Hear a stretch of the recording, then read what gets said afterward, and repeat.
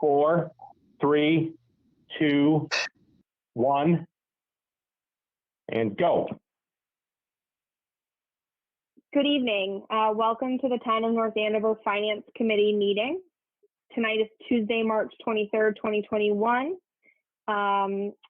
Pursuant to Governor Baker's March 12, 2020 order suspending certain provisions of the open meeting law, General Law, Chapter 30A, Section 18, and the Governor's March 15, 2020 order imposing strict limitation on the number of people that may gather in one place, this meeting of the North Andover Finance Committee will be conducted via remote participation to the greatest extent possible.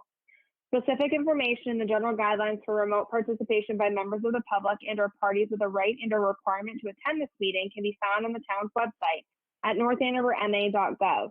For this meeting, members of the public who wish to watch the meeting may do so on their televisions by turning to Comcast Channel 99 or Verizon Channel 28 or online at northandovercam.org.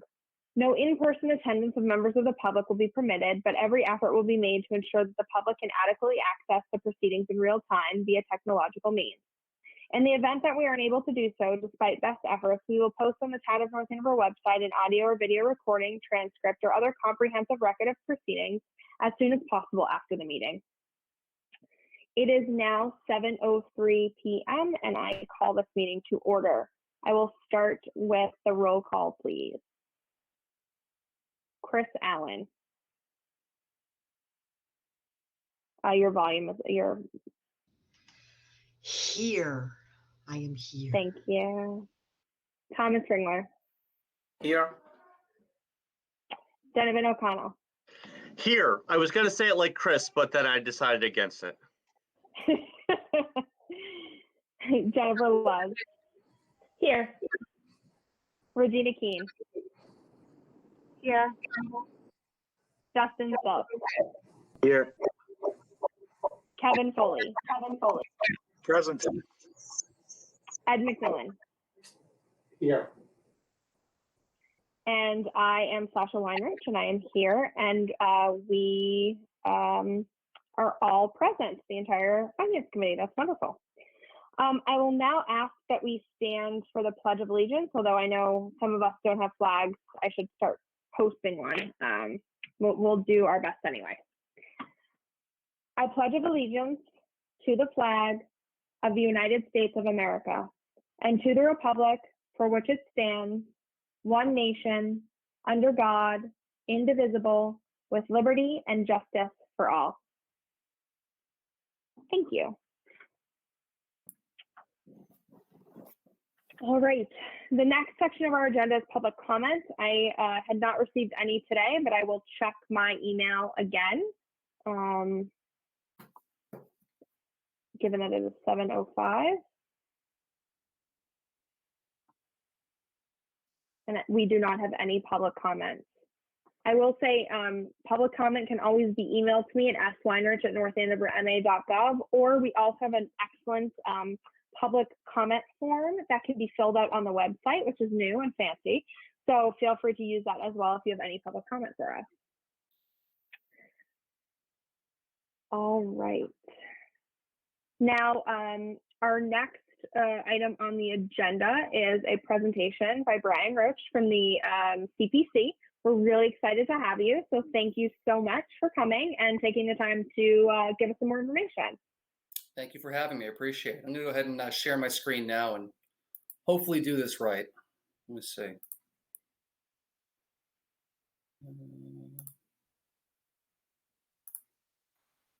There we go. Okay. Let that go away. Just one more second. All right, there we are. Thank you again to the committee for having me this evening. Excited to present the work that we've been doing at the CPC this year. For those of you who I've not met, my name is Brian Roach, and I am the chair of the Community Preservation Committee. I took over as chair in October after our previous chair left for bigger and better things. John Simons, longtime community member, serves as our vice chair. And we actually do have a current vacancy on the committee right now that I think is going to be filled after this funding cycle. I want to go ahead and thank the Community Preservation Committee for their persistence, for their passion, and for the perspective that they brought to us this year. I think we've really done some great work, albeit remotely like the rest of us. I'm constantly reminded by Tracy Watson on the committee that the CPA is a gift to the taxpayers, and it can be taken away. So we take it very seriously, and I think that informs all the decision making that we make throughout the year. So we keep that certainly in the back of our minds that we're really just stewards of the taxpayer dollars. I also really want to thank Jillian Brothers and Dan Beckley for their hard work this year. Being a new chair, they've really kept me in line. Dan's been brand new to the committee as a staff member, and just really has kept us organized. Again, all being a little more challenged, being remote. So I really want to thank them for their efforts. They've been a huge, huge help. And I also want to pay special thanks to Lori Burzlaff, Suzanne Egan, and Lynn Savage for really taking my dumb questions for the last few months, to be perfectly honest. They've been really, really a great resource for me as I've been trying to make sure I understand everything that we're going through and how it all works. So I really can't thank them enough. I want to go over a few things tonight in addition to our appropriations. As you may or may not be aware, this is the 20th anniversary of the CPA North Andover. So I want to do a little bit of a look back on some of the projects and some of the successes that I think the community has had through its association with the CPA. I'll do the dollars and cents of where the current CPA fund stands in light of current encumbrances and our recommendations. Speak more about the actual recommendations themselves. And if we have some time at the end, do a little bit of a look ahead to some initiatives that we want to undertake in the months following this funding cycle and kind of what we do in between our application process. So, and I'll defer to the chair. I'm happy to take questions as we go, or do it all at the end. I'm game for anything. So maybe I'll give Thomas more time to assemble his questions. Whatever is your preference is fine with me. We can see how it goes if you'd like. Okay, that's perfectly fine for me. So, all right. So 20 years in CPA North Andover. We were actually the second community in the Commonwealth to adopt the legislation. Bedford snuck in ahead of us. I'm told it was due to a snowstorm delaying town meeting. But we were at that same town meeting the first community in the Commonwealth to actually appropriate funds under the CPA by acquiring Carter Hill for just over $1.5 million. Since that time, the taxpayers in North Andover have funded approximately 136 projects, totaling nearly $41 million. And of that $41 million, $13 million has come in matching state funds from the state CPA trust fund. Not an insignificant amount of money, to say the least, over a 20-year period. I'm sure I don't need to explain to this committee how CPA receives its funding, but I'll run through it quickly. It is a 3% tax surcharge on property tax bills, in addition to the state matching funds I just referenced, as well as any interest that will grow based on the fund balance. And we use those funds to fund projects brought before us across four major categories of open space, recreation, historic preservation, and affordable housing. And I think as you see, as this chart illustrates over the last 20 years, there is no clear leader, which I think is a good thing. We've got a diverse amount of spending. In a lot of ways, we're kind of beholden to the projects that come before us at any given time. But I think we've done a fairly good job of diversifying how we spend these dollars. When you roll it all together, you'll see, as I mentioned, roughly a quarter. We're probably a little heavy in open space and a little light in affordable housing. Is that right? I'm not sure. Who's to say whether that's where we should be allocating those dollars? And that's one of the things I want to address as we go forward, is how we better improve our communication with the different stakeholders in town to make sure that we are allocating dollars in a way that the taxpayers really want to see it. So that's something that we're going to hopefully try to work on as we move ahead. Digging a little bit deeper with regards to open space protection, we've permanently protected more than 380 acres of land sites throughout the community. That can be in the form of an outright acquisition by the town, a partnership with a local nonprofit or a regional nonprofit like the Greenbelt Association, as we did last year for the Glenny Woodlot, or it could just be through the purchase of a conservation restriction where the title does not change hands. Many of these properties throughout town have been protected through the use of these CPA dollars. As I mentioned most recently, the Glenny Woodlot. We've done quite a bit of work throughout the community for playing fields and playgrounds. And I want to call particular attention to the playground master plan, which this year will be the final installment. It was a partnership of the CPA with the public schools and local PTOs to renovate every playground within the community, as well as playgrounds outside of those attached to the schools. So it's a project that I think really illustrates how we can work well with other stakeholders in the community. And we're going to do a look back to really better understand what we can learn from that for future projects. North Andover has excellent history, and I think CPA has expended a tremendous amount of money to help preserve that history, whether it's all the capital investments that are needed at the Stevens Estate, or being able to take a pleasant walk through Ridgewood Cemetery, which is now in the National Register of Historic Places, to smaller projects, whether it's the Parson Barnard House, or a couple of years ago we funded the restoration of a historic fire steamer on behalf of the fire department. There's so much history here in the community, and CPA dollars have been instrumental in helping preserve that history for future generations. And last but no means least, affordable housing. This is the one category that has the ability to really impact our community and really touch people in a very direct way. You can really improve people's quality of life, and I think we've done that with a lot of our projects here, whether it's the kitchen renovation program that's currently underway, or really what I think is an excellent illustration of this is the dollars we've given to the Affordable Housing Trust were available this year to impact those, to help those impacted by COVID who had lost income as a result of the pandemic. They set up an emergency rental assistance program using CPA dollars. And that's really a way that you can impact people's lives directly. So we're really proud of the work that we've done with the affordable housing groups. Moving on to the state of the fund, I've reviewed these numbers with Lynn, so I think these are accurate right as of the end of February. The fund balance stands just beyond $10.8 million.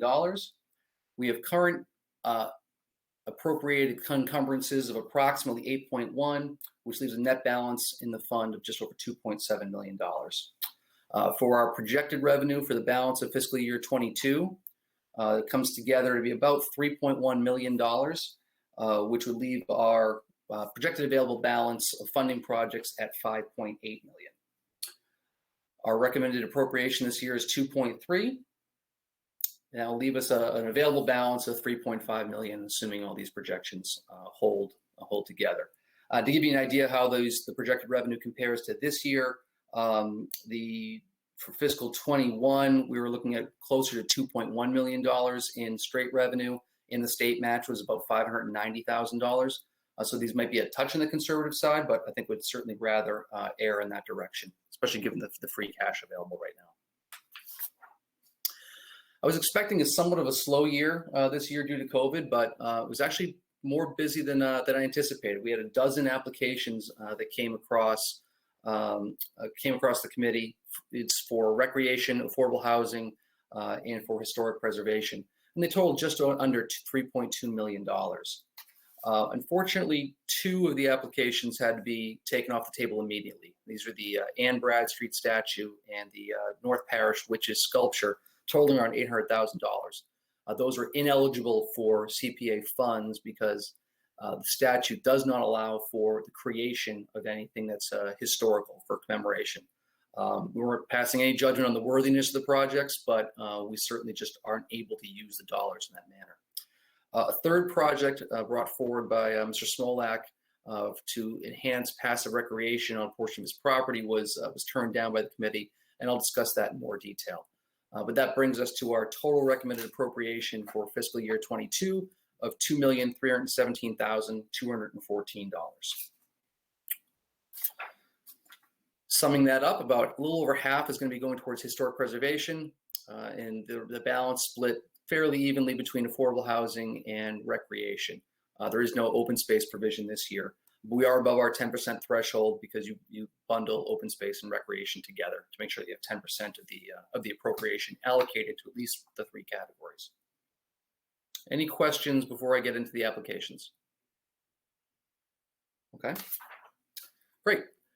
First application we have is from the Affordable Housing Trust. This is an installment application, as I mentioned earlier, begun in fiscal year 2016 of $100,000.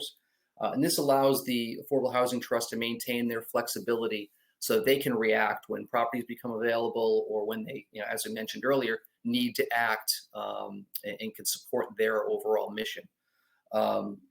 We don't have that same flexibility as we only fund once a year at town meeting. The Affordable Housing Trust now can act when they have this reserve and they can build up this reserve.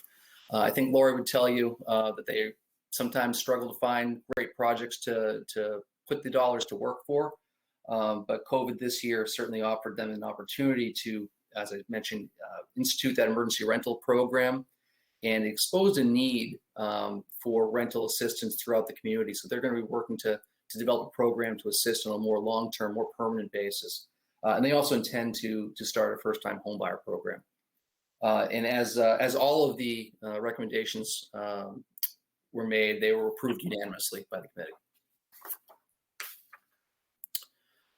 Next, as I referenced earlier, the Playground Master Plan. This is the final installment in the amount of $200,000 to fund new playgrounds at Thompson and the Ann Bradstreet Early Childhood Center. This plan began in 2015 and again will end this year.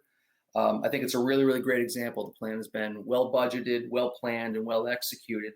And it also includes or is paired with $50,000 of annual capital funds from the town, as well as $25,000 in annual maintenance funds.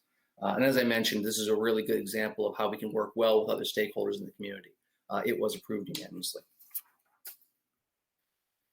Next on our list, the town manager came to us for an $80,000 application to hire a housing consultant to work with the town on achieving our affordable housing goals. And this has arisen out of a need in that as new housing has been brought online, the gap between North Andover's current affordable housing stock and the 40B requirement has increased.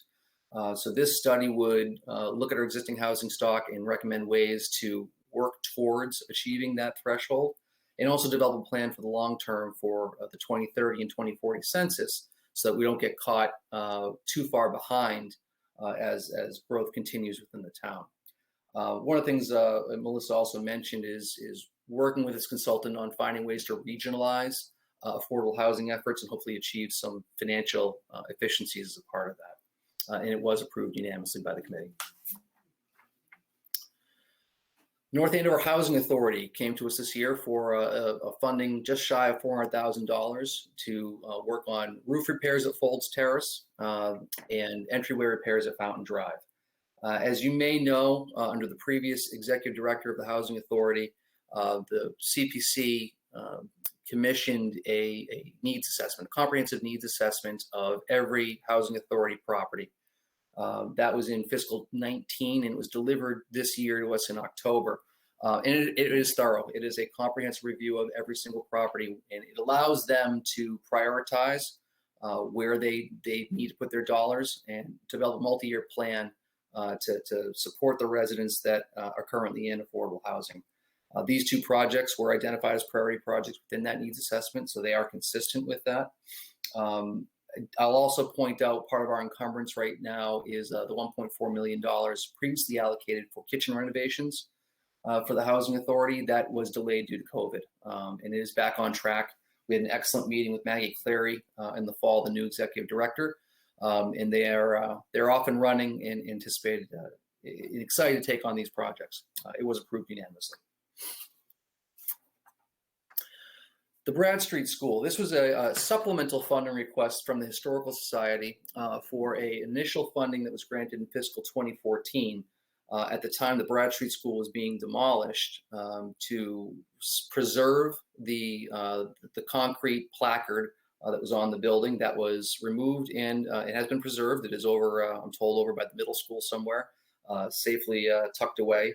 The original plan was to locate it at the school administration building. Due to delays and other factors, it ended up not going there. And in that intervening time, the Ann Bradstreet School came to be. in the Historical Society, well, there's no better place to put the Bradstreet Monument than at the Bradstreet School. So they went back to the drawing board, came up with a more robust monument, which I think is a little bit more worthy of the existing stones. And they're also going to commemorate other historic schools that are no longer with us in the town. And this was approved unanimously. The next project the committee was particularly excited about, this came from Gene Enright and Peter Boynton. I learned something. We have a harbor master in town. And as Peter pointed out, that job typically entails these days collecting trash between Stevens Pond and the Causeway along this entry point. This funding amount is about $300,000, and is for complete renovation of the primary entry point up into Wire Hill. If any of you have ever spent any time there, you'll see the parking lot, the access trails are all in desperate need of repair. And this would be a complete renovation of that.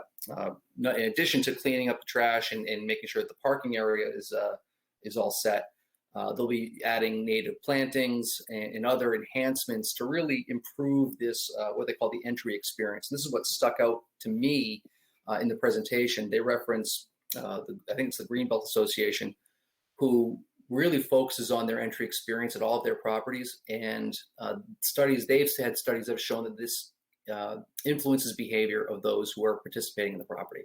If you get there and the front door is really nice and beautiful, you're going to treat it with more respect. If you get there and it looks like a dump, you're going to treat it like a dump. And that's, I think, part of what is driving the need to improve this. There is also a historic Causeway Bridge, dates back to 1848, on the railway bed that runs over it. That is not going to be renovated as part of this project, but there will be some erosion controls put in to help preserve it for the future. It was approved unanimously by the committee, and as I think one member pointed out, it's exactly the kind of project that the CPC was created for. So we're excited about it. Tying into this project, Andrew Shapiro came to us for a funding amount of $30,900 for the phase 1 of the proposed North Andover Rail Trail. This funding is contingent upon a successful Mass Trails grant in the amount of $83,000. And all told, it will be for surveying and engineering work for this 1.3 mile phase 1 that will extend from the high school down to Marble Ridge Station, using primarily utility easements, but there are some private properties they need to figure out solutions for, which is part of what this engineering work will do. Ultimately, there are plans for phase 2, which you can see in this graphic in orange, which would extend it all the way down to Blue Ridge Road in the neighborhood of Midtown Market. This project was approved unanimously. Regarding the Mass Trails grant, I'll just let you know that there is, they do not know exactly when they'll hear back. They're expecting hopefully sometime in June of this year. But I don't know that it'll be done before town meeting. Next up, we have the first of 2 proposals from the Ridgewood Cemetery Association. This one is in the amount of $661,000 and $661,500, and is for phase 9 of the Historic Landscape Master Plan, which began just over a decade ago. This work will be for improvements to the Marble Ridge Gardens, as well as improvements on 2 of the historic buildings, including the historic Hearst House. I can't say enough great things about the Ridgewood Cemetery Association and how well they've worked with CPC. They've gotten quite a bit of funding over time, and I think they put every dollar to great use. They really, really make those dollars stretch. And if anyone has spent any time within Ridgewood, they encourage visitors not just there to mourn, but to enjoy a walk and enjoy the beauty of this particular property. They really have done an excellent job reporting back to the CPC every year of the progress that they've made. So they certainly take it seriously, and this funding was approved unanimously. Ridgewood also came to us for an amount just shy of $500,000 for the second burial ground. At the end of 2020, the North Parish Church transferred ownership over to RCA. As I said, they're bringing in the pros to take care of and restore this burial ground. This will be a one-time rehab and investigation. They're going to investigate the site with ground penetrating radar, help find any unmarked remains, overall improve the aesthetics and the accessibility of the property. As we discussed in our meeting with them, this is not a place to mourn, this is a place to learn about the history of some of North Andover's residents, as given how old this burial ground is. There are currently about 700 people interred here at this property. The project should be done within 24 months, pending approval. And it was approved unanimously by the CPC. Finally, as I mentioned earlier on, Michael Smolak came to us for an amount of just over $60,000 to improve passive recreation trails on a portion of the Smolak farm, as well as to add interpretive signage to point out some of the various features of the property. This was, I think, spurred initially from an idea by the high school cross country team as looking for a place to train and possibly hold meets. And I know there was also support from the Friends of North Andover Trails as a potential link to some of the other trail networks within the community. For the committee, there were still a number of unanswered questions, namely how we're going to guarantee public access to the property when it is on private property. There was no easement proposed for it. Mr. Smolak was not opposed to it necessarily, but we just wasn't fully baked yet for that. And there was also concern raised by the committee about appropriating tax dollars for anything that can be seen to benefit a commercial private interest. Is the existence of these trails going to draw more visitors to the farm? And that was a question that the committee raised. So at this point, we felt it was not ready to proceed. And I think this is an example of a project where we'll probably work in advance with the applicant to refine the proposal and make sure that these questions are ready to go with perhaps a more extended period in a future funding cycle. So the committee did deny this application. And that was all the applications that we had for this year. I'll just wrap up quickly by saying, some of the initiatives I'd like to achieve after we get through this particular funding cycle. We want to continue to create awareness of the CPA, of what the CPA is doing with taxpayer dollars. We've already started the map on the town website, which has links to project information. There's a lot more information we still have to dig up to get as a part of that. We really want to improve project signage, whether it's the playgrounds that were renovated. There's a signage program already in place for those. We're going to be adding hopefully more signage on protected parcels throughout the town, just so the taxpayers can really see their dollars going to work. We want to continue to work on our process. As I was doing the look back for the last 20 years, finding records on exactly what was approved and what was discussed, going through old town meeting minutes, it wasn't always clear. So we want to make sure that we're leaving a good public record going forward. We want, as I mentioned, work on a pre-application process in those down months prior to the hustle and bustle of our funding cycle early in the year. And as I've referenced a number of times now, we want to increase our communication with the various folks in town who may have projects or may be aware of projects that are appropriate for CPA funding, and make sure that we're bringing forward and approving projects that are what the taxpayers want to see their dollars spent on, rather than just reacting on what we're putting forward in the town meeting warrant. So lofty goals, but we've got some time to spend on them as we move ahead after this funding cycle. So that is all I have for this evening. I'd be happy to take any questions from the committee. Thank you. That was an incredibly thorough and helpful presentation. I really appreciate it. Does anyone on the committee have a question?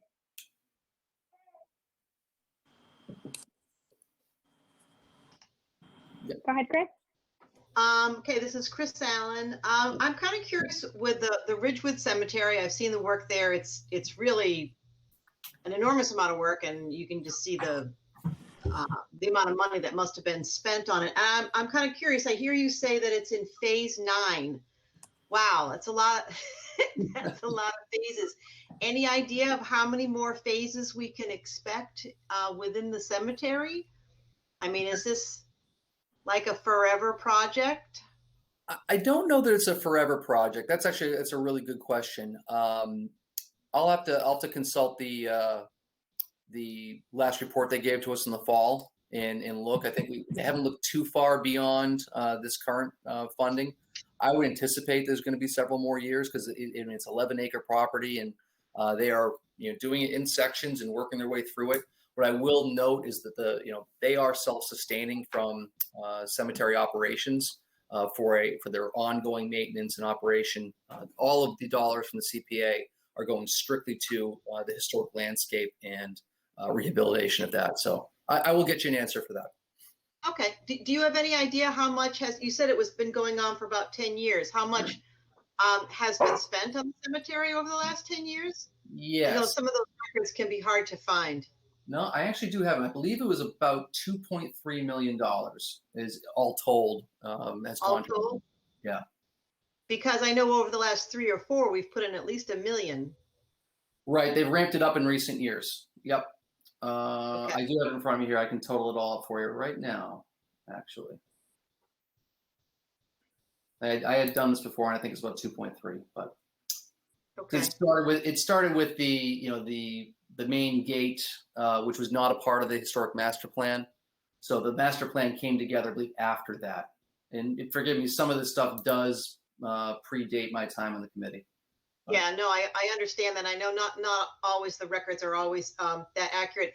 One other question about Ridgewood, and then I have one other question after that, is would you say that the cemetery is the largest portion of the historic preservation? The Ridgewood? Yeah, Ridgewood and Second Burial Ground are almost 100% of this year's historic preservation. We have the Brad Street. Yeah, no, this year I see that, but I mean like going back over time. No, $2.1 million has gone to the Stevens estate. We funded, of course. Yeah, a number of, at the Stevens Library, we've funded a number of projects recently. Yep. The Main Street Fire Station, I'm just looking at some of the bigger ones in previous years. Scenic preservation of the town common was almost $500,000. So. And that's how they fall into the slot. They fall under preservation. Yeah, okay, that makes sense. And about open space, I know that the issue with the middle school fields, that whole project going beyond the middle school is in limbo right now because of litigation, et cetera. And I know that a lot of the funding for that was going to be coming from CPA. Is that the 5.9 million? Is that the amount that's set aside for them when or if the litigation is resolved? Correct. Yeah, and not that entire amount, but they are the lion's share of that encumbrance. There are some other recreation projects that are also tied up in that maybe the full dollars haven't been spent and closed out. But yes, the middle school fields is the largest portion of that by far, probably more than 90% of it. All right, that's great. Thank you. Those are my questions. What's that? Sorry, because just to piggyback off that question, how long do you hold? I mean, is there a time limit where you say, okay, I know there isn't statutorily, right? But like, do you guys typically have some kind of, hey, you haven't used it yet, so we're going to reallocate these funds? I would say, I don't want to speak for the committee. We haven't discussed that in particular. In general, if there's an appropriation that has been sitting stagnant and nothing's been spent on it in over a year, we'll reach out to the applicant first and have a discussion on it and make sure we know, okay, are we good to close this one out? Was we closed out, I think we probably closed out maybe 20 projects this fall that some had balances, some didn't, just to move on from them. In this one, I'd have to defer to the folks that are the applicant who's running that project. Since we know it's extraordinary circumstances, I don't think that we would necessarily put any kind of pressure on anyone to file that, especially as I think they're making some progress. So. Yeah, understood with that specifically. I just meant generally speaking. Sure, so thank you. So, Sasha, I can just speak a little bit. Historically, every year, the projects, and I'm sure Brian's been a part of this, the projects come up before the committee. We look at all of the encumbrances, they look at all the encumbrances and go through, and as Brian said, talk to the applicants to see if they can be closed out if they haven't been touched in a long time. But some of these projects, you do want to leave them open for a little while, especially the open space things, because it can take a little while. It can take a few years sometimes to actually come together. So I don't think there's again, not really my place, I guess, but I would just say there's not really a hard and fast policy. It's more of the general feeling of the committee. Brian, hopefully I haven't overstepped my bounds and you would agree with that. No, I think it's perfectly fair, and we do get quarterly reports from every open application that's out there that they are required to submit those to us. Some are better than others, but we do monitor those projects. And I think the other thing I would point out is if we were in a situation where we had more applications than we had available dollars, we'd probably be having a very different discussion about that. So, Yeah. Understood. Okay. yes, Thomas? Just with the middle school, wasn't a part of the challenge also that CPA money should not be used for the field? I thought it was like two litigations, right? Like one about the project and the other one to do with the CPA funding. I'm going to tread very lightly, not being a part of the town council, but my understanding is there were two lawsuits, and I'll have to defer to town council on the status of those. Okay, so Yeah, that's not we'll try to steer clear of that conversation for now. Fair. all right. The other question: who sets actually the surcharge on our property tax? You said it's 3%. Is that something that is set by the statutory, or is that the town? No, my understanding that's a part of the statutory legislation from the Commonwealth. So, I think it's now 186 towns have adopted CPA legislation throughout the Commonwealth. That's how the fund comes together. It's 3%. I think that the state match, I believe, I don't know the formula, admittedly. I believe it has some function of how you deploy those dollars into what gets matched back to you from the Commonwealth. But the 3% is part of the state legislation. You either adopt CPA or you don't. So.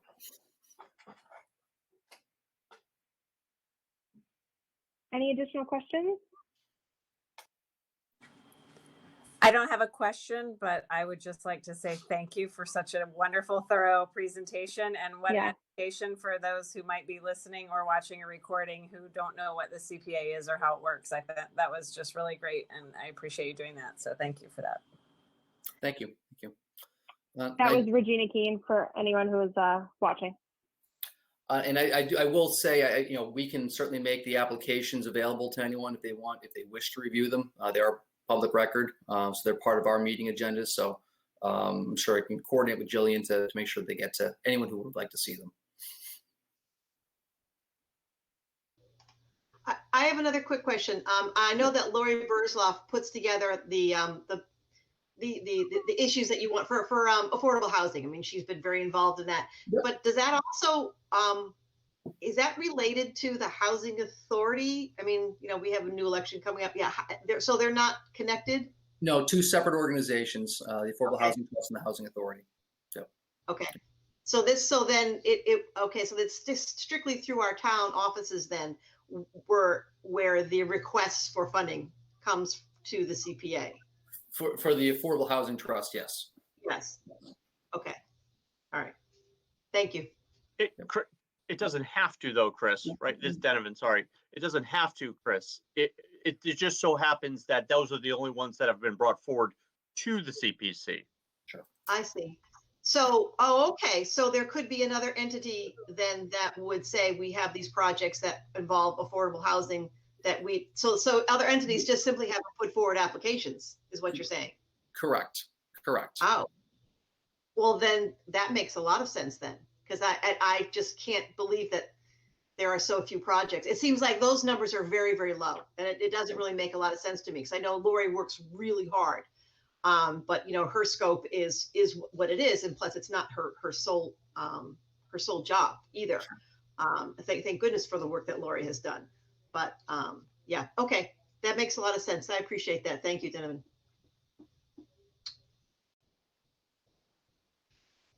Thank you. This was excellent. Any other questions for Brian? All right, Brian, thank you again. We appreciate it. And if we have any questions, we'll certainly send you an email. Excellent. I appreciate it. Everyone have a great night. Thank you, Brian. Great job. Thank you. Thank you. Wonderful. Right.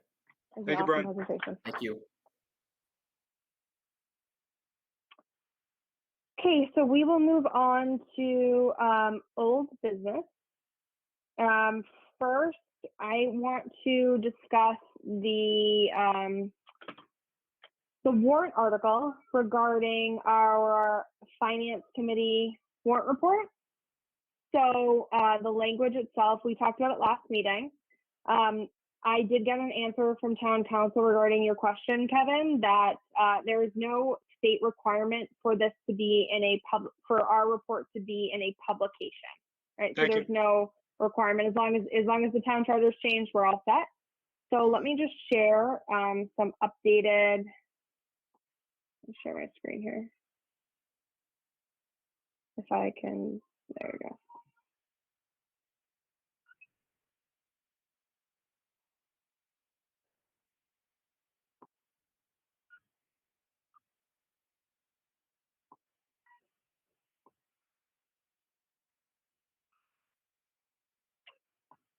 That's not let me share this. Hold on.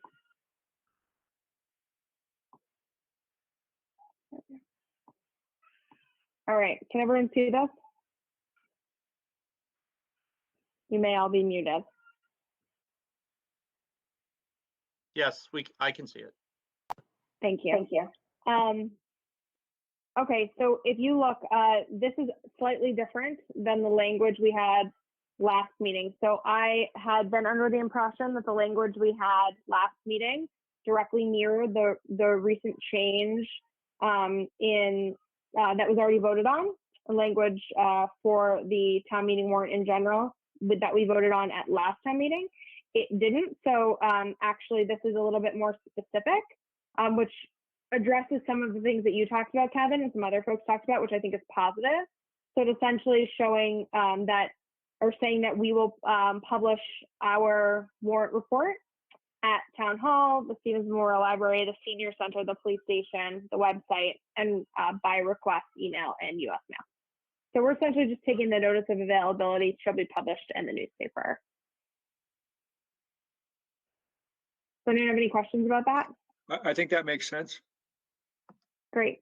So I would like, if there are no, I'm going to stop presenting. If there are no questions, that document is saved in our Google Docs folder for tonight's meeting, if anyone wants to access it again. And if everyone is agreeable, I'd like to take a vote. We will be, if everyone agrees, be sponsoring that as a warrant article at town meeting. The Finance Committee will be. So I'd like to vote or hear a motion for favorable action in support on a warrant article that is representative of what was just shown on the screen. Sasha, this is Donovan O'Connell. I would so move. Do I have a second? Chris Allen, second. All those in favor, I'll take a roll call vote. Kevin Foley? Yes. Justin Self? Yes. Donovan? Yes. Moved. Already moved. I'm going around again just because we're virtual. So I was Chris. Yes. Regina. Yes. Thomas. Yes. Ed. Yes. Jen. Yes. And I also am in agreement. It is so moved. Okay. The last piece of old business. Jen, did you want to briefly give a high-level update about the Stevens Estate and the Long-Term Advisory Committee? Sure. So as all of you know, I think I served on the Stevens Estate Long-Term Advisory Committee, which studied the issues with the Stevens Estate, the financial issues that we're all familiar with, and then made some recommendations to the select board about how to operate or ideal operating models going forward. The select board then took those recommendations and went through an RFP process, which just recently wrapped up.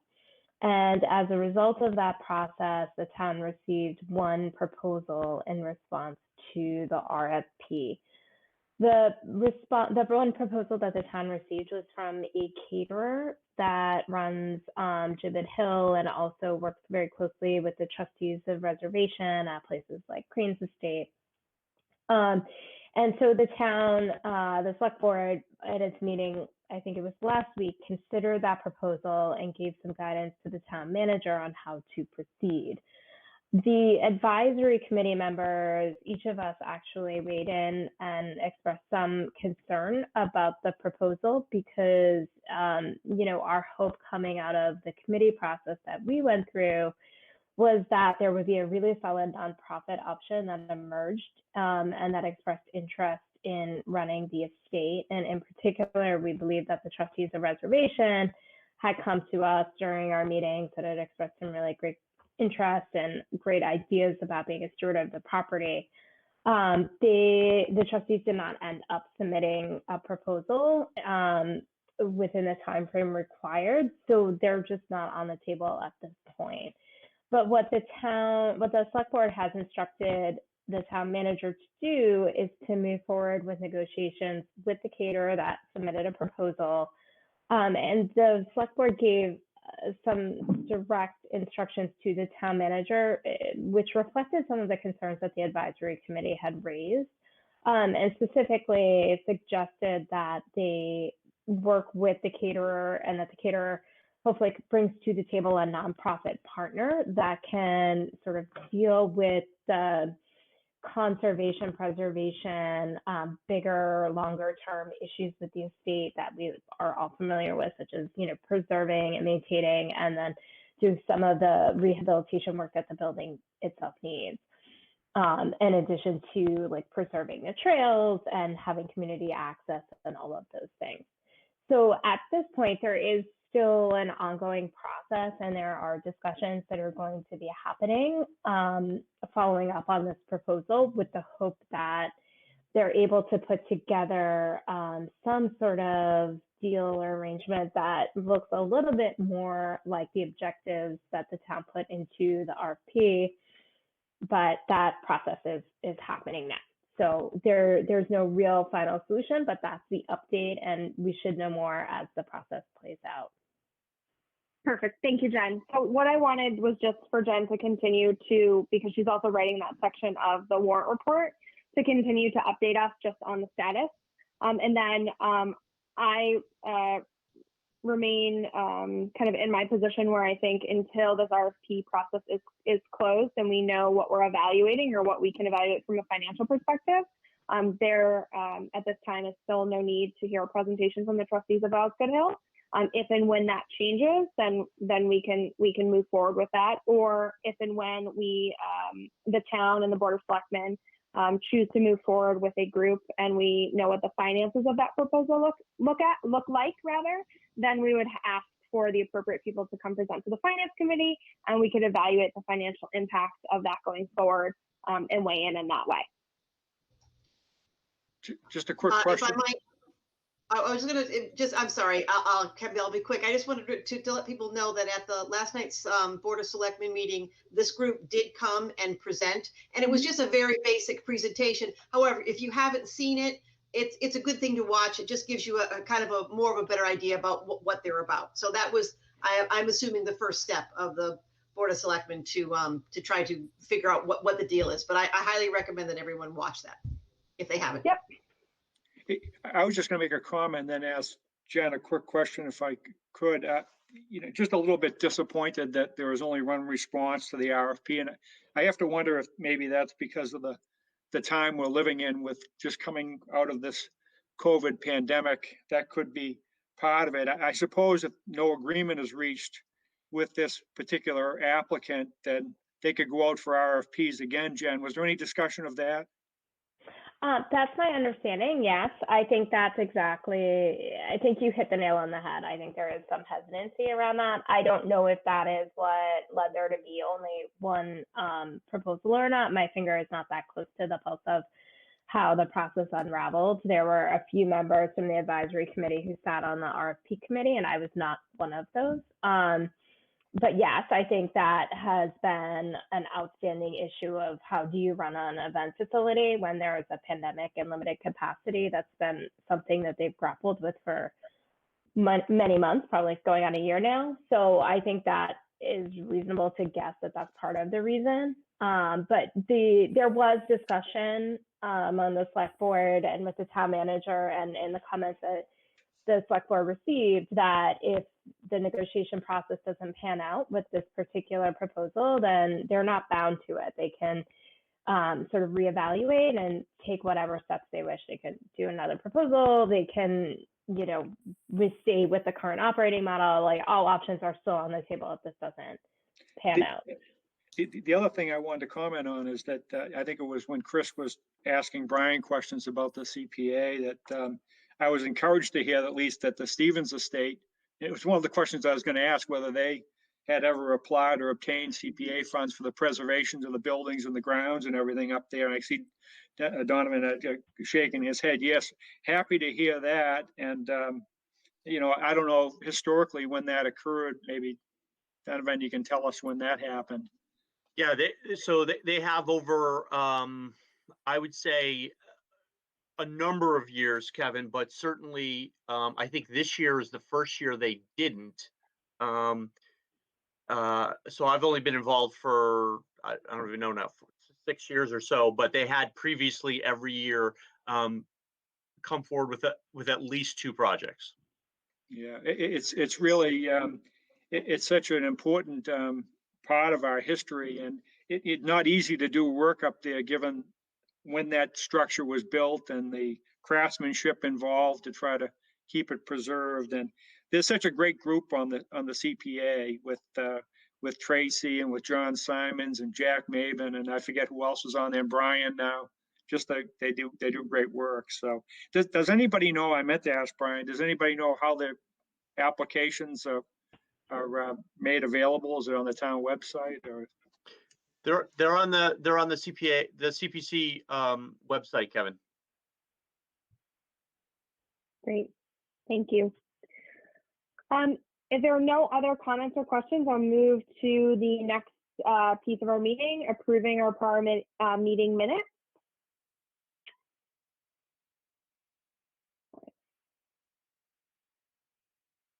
So these minutes are from March 9th, 2021.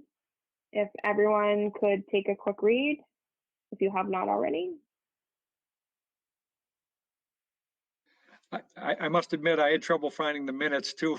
That's why I didn't see the minutes.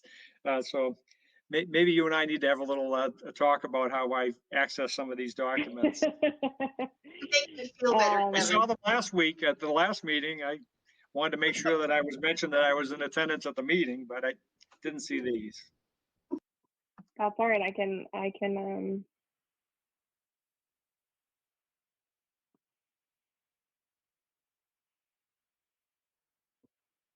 them to you after. Do I have a motion? Is there any changes, or do I have a motion to approve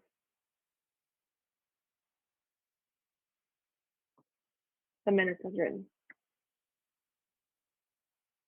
Yeah. Hey, Sasha, this is Donovan. I'll make a motion to approve the minutes from the last meeting. Donovan made a motion to.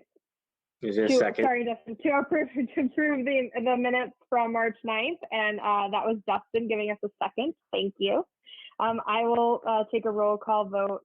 All those in favor: Chris Allen. Yes. Thomas Ringler. Yes. Jennifer Love. Yes. Regina Keene. Yes. Kevin Foley. I'm going to trust my fellow members and vote yes. And McMillan. Yes. I also vote yes. Hearing no opposition, the minutes are approved as written. Anything else before we adjourn the meeting? All right, do I have a motion to adjourn? Motion to adjourn. Chris Allen or Jen. Second. No, go for it. I'll second.